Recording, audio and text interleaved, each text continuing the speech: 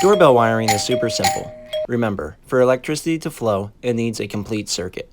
And with a doorbell, we're just making a big loop with a break at the push button. You'll need hand tools, a doorbell kit, that's the bell, button, and transformer, and some 18-2 cable. Start with the transformer. It steps down 120 volts to 16 volts. Mount it near your panel or a junction box, but hold off on connecting it to the line voltage until the end. Run an 18-2 cable from the transformer to your doorbell chime location. Then run another 18-2 from the chime to your push button. At the chime, take one conductor from the transformer cable and attach it to the transformer terminal.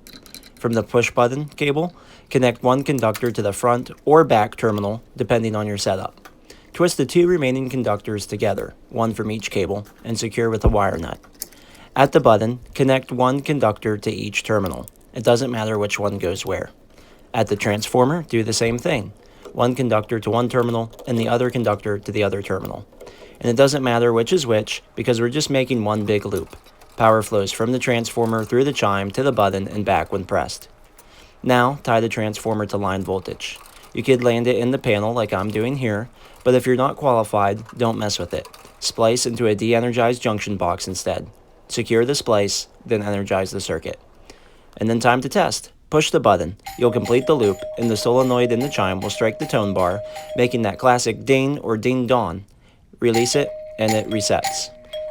I did this on plywood, so your setup will differ. In a home, expect longer 18-2 runs, and you'll feed the chime and button from the back, not the side. Same principles, just expand it for real-world applications.